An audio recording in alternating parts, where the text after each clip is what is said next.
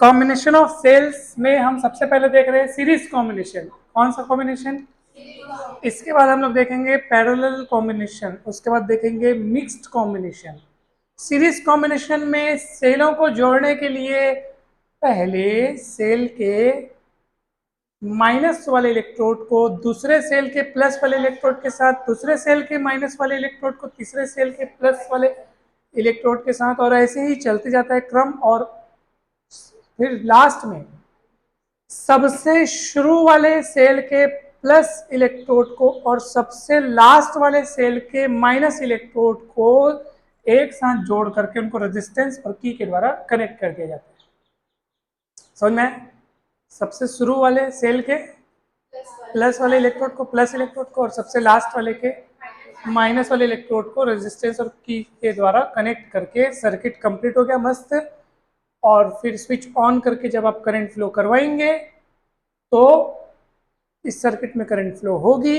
और जिन सेलों को हमने लिया है, अच्छा एक और बात मैं आपको जबरदस्त और इम्पोर्टेंट बात बता देना चाहता हूँ, वो बात ये है कि अभी हम कॉम्बिनेशन ऑफ सेल्स तो पढ़ रहे हैं, लेकिन अभी हम ऐसे केस को पढ़ रहे हैं, यानी कि ऐसे कॉम्बिनेशन को पढ़ रहे हैं जिसमें हमने जो सेल यहाँ पे लिए हुए हैं उन सभी सेलों का ईएमएफ सेम है, ई ई ई ई ई सभी सेलों का ईएमएफ इक्वल है, और सभी सेलों का इंटरनल रेजिस्टेंस भी सेम है, R R R R R R R है ना, सेम सेम है।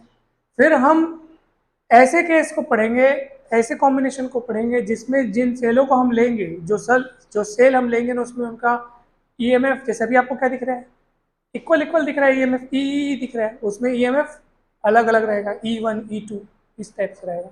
इंटरनल रेजिस्टेंस भी जैसे अभी आपको क्या दिख रहा है, सबका सेम दिख रहा है, आर आर आर आर दिख रहा है, उस समय इंटरनल रेजिस्टेंस भी अलग अलग रहेगा, R1 R2 R3। उस समय के कॉम्बिनेशन को भी हम अभी पढ़ेंगे इसके बाद। फिलहाल अभी हम इसको देखते हैं। करना क्या है सर आपको? सीरीज कॉम्बिनेशन तो चलो समझ में आ गया कि ऐसे सीधे सीधे जुड़ता है। हमारा टारगेट क्या है? हमारा टारगेट है कि इस कॉम्बिनेशन में हम करंट के लिए फॉर्मूला डिराइव करना चाहते हैं जो इस सर्किट में फ्लो हो रही है, और उसके कुछ कंडीशंस और केसेस के बारे में हम जानेंगे। करंट को जानने के लिए आपको टोटल ईएमएफ जानना पड़ेगा, टोटल ईएमएफ जानना पड़ेगा, और टोटल रेजिस्टेंस जानना पड़ेगा। तो चलिए जानते हैं। सबसे पहले आप मुझे बताइए, अब सर टोटल रेजिस्टेंस जानने के लिए पहले आपको टोटल इंटरनल रेजिस्टेंस देखना पड़ेगा, और फिर एक्सटर्नल। एक्सटर्नल तो इकलौता है आर, एक्सटर्नल इकलौता कौन है, लेकिन इंटरनल इकलौता नहीं है। इंटरनल तो सब हर सेल का अलग अलग है, इस सेल का आर, इस सेल का आर, उस समझ में आ रहा है? ऐसे करके कितने ठोक सेल जुड़े हैं, एन से एन नंबर ऑफ सेल्स हैं यहाँ पे। तो एन नंबर ऑफ सेल्स में से हर एक सेल का इंटरनल रेजिस्टेंस कितना है, R R R R R. और ये देखो कि ये सारे सेल कौन से ऑर्डर में जुड़े हुए हैं, सीरीज ऑर्डर में जुड़े हुए, इसलिए उनके इंटरनल रेजिस्टेंस भी सीरीज ऑर्डर में ही होंगे। और सीरीज ऑर्डर में रिजल्टेंट रेजिस्टेंस कैसे निकालते हैं, सीधा सीधा जोड़ के, है ना। तो हम क्या करेंगे, सबसे पहले इंटरनल रेजिस्टेंस जितने भी सेलों को आपको यहाँ पे आप देख रहे हो, सबके इंटरनल रेजिस्टेंस का रिजल्टेंट रेजिस्टेंस निकालेंगे। तो कितना होगा बताओ, R plus R plus R plus, है ना, चलते आएगा ना। ये वाला आर किसका, ये पहले सेल का इंटरनल रेजिस्टेंस, ये दूसरे सेल का इंटरनल रेजिस्टेंस, ऐसे तीसरे सेल का, चौथे सेल का, कितने बार आएगा ये, एन बार, यानी कि एन टाइम्स। कितने टाइम्स, यानी कि टोटल कितना हो जाएगा ये, एन आर, एक आर, दो आर, एन आर। ये क्या हुआ, टोटल या रिजल्टेंट इंटरनल रेजिस्टेंस, रिजल्टेंट या टोटल इंटरनल रेजिस्टेंस लिख सकते हो, टोटल इंटरनल रेजिस्टेंस, है ना, ये हो गया। ये टोटल की जगह रिजल्टेंट लिख दो। और उसके बाद हम क्या करेंगे, ये तो आपने अभी किसका हिसाब किताब किया है, केवल इंटरनल रेजिस्टेंस का हिसाब किताब, अभी पूरे सर्किट की बात नहीं हुई है। पूरे सर्किट का टोटल रेजिस्टेंस निकालने के लिए अब इस हिसाब में आपको एक्सटर्नल रेजिस्टेंस को भी क्या करना पड़ेगा, शामिल करना पड़ेगा। ठीक है, तो सुनो ना, अब उसी के साथ उसी लाइन में तो सीधा सीधा ये भी जुड़ा है। अब बताओ मेरे को, resultant resistance of the complete circuit, resultant resistance of the circuit कितना होगा बताओ।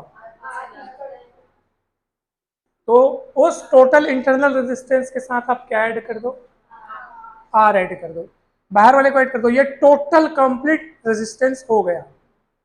अब याद रखो आपने इस रेजिस्टेंस में पूरे रेजिस्टेंस को लिया है, तो जब मैं करंट वाला फॉर्मूला लगाऊंगा I इज इक्वल्स टू, तो ऊपर में मैं क्या लिखूंगा, पोटेंशियल डिफरेंस लिखूंगा कि ईएमएफ लिखूंगा।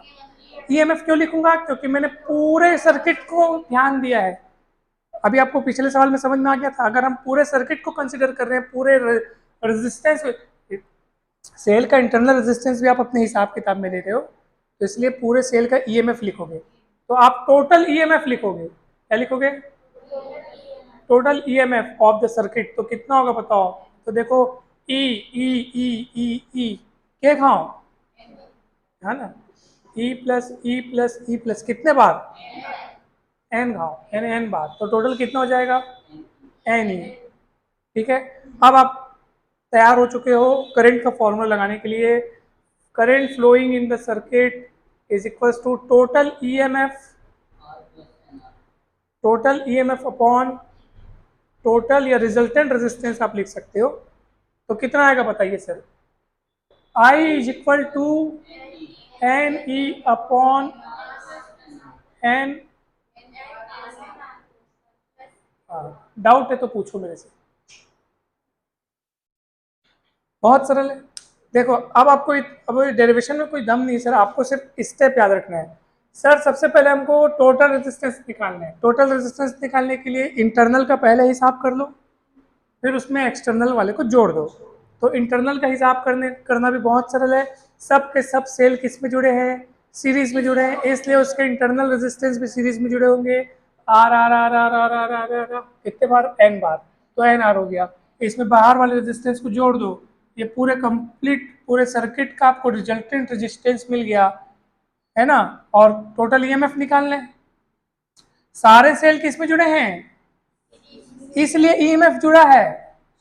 हाँ पैरेलल में रहेंगे तो ईएमएफ नहीं जुड़ता, ईएमएफ नहीं जुड़ेगा। पैरेलल वाले पैरेलल में रहेंगे ना, तो सारे सेल जिन दो बिंदुओं के बीच में जुड़े रहते हैं ना, वही, हाँ बस वही ईएमएफ लिखेंगे है ना। तो ध्यान रखकर पढ़ेंगे पैरेलल, अभी चिंता ना करो। तो ये एन ई हो गया, क्या हो गया, एन ई हो गया, और ई एन बार तो एन ई। और फिर करंट का फॉर्मूला लगाएंगे तो total EMF upon total resistance, N E upon R R plus R. Current के लिए फॉर्मूला आ गया। अब लगाएंगे केसेस, क्या लगाएंगे, केस नंबर फर्स्ट, ध्यान से सुनिएगा। देखो ये हो गया टोटल ईएमएफ, और ये वाला चीज क्या है, इंटरनल रेजिस्टेंस, और ये वाला क्या है, एक्सटर्नल रेजिस्टेंस। इंटरनल एक्सटर्नल, अगर मेरी बात आप सुनते हैं ध्यान से और समझ पाते हैं कि अगर केस फर्स्ट में मैं इंटरनल रेजिस्टेंस मान लो अगर एक्सटर्नल रेजिस्टेंस की तुलना में बहुत बहुत कम है, बहुत बहुत क्या है, ये वाला साइन लेस देन का होता है। ये जिधर मुंह खुलता है ना वो राशि बड़ी है, तो मुंह किधर खुला हुआ है, समझ जाओ। और ये मैं दो बार बनाया हूँ, दो बार का बनाया हूँ, इसका मतलब क्या पता है, ये बहुत बहुत छोटा है इसकी तुलना में। तो जब सर आप इसको इसकी तुलना में बहुत बहुत छोटा बता रहे हो, तो उसको वहां से उड़ा दो, खत्म कर दो उसको, तो क्या बचेगा बताओ, एन ई अपॉन आर बचेगा।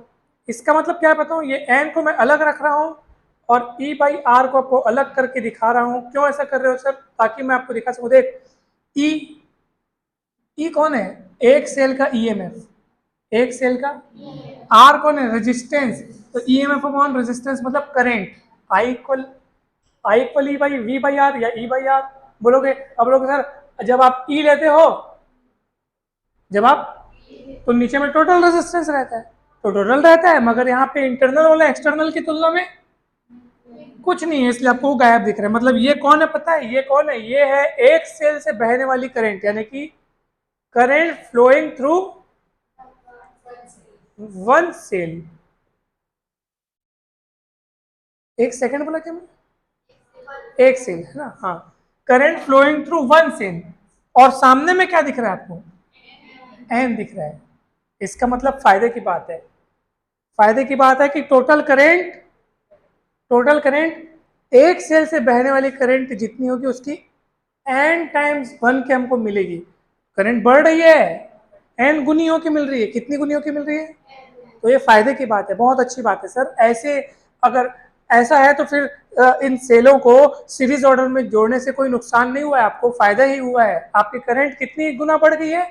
n गुना बढ़ गई है। तो n गुना करंट बढ़ाने के लिए, यानी कि जो इंटरनल रेजिस्टेंस है, क्या इंटरनल रेजिस्टेंस अगर एक्सटर्नल रेजिस्टेंस की तुलना में बहुत कम है तो समझ जाओ सेलों को सीरीज ऑर्डर में जोड़ने से फायदा ही फायदा है, क्योंकि इस अवस्था में टोटल करंट एक सेल से बहने वाली करंट की तुलना में n टाइम्स ज्यादा होती है।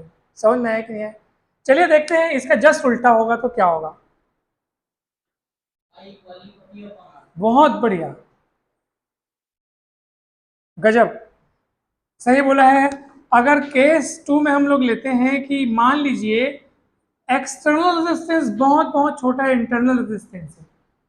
अब आप इसको उड़ाओगे वहां से, अब कैपिटल आर को वहां से उड़ा दो, देन उसी फॉर्मूले से, उसी डिब्बे वाले फॉर्मूले से, तो आई क्या हो जाएगा? एन ई अपॉन, अब किसको खत्म करना है? आर को वहां से उड़ा दो, तो कौन बचेगा?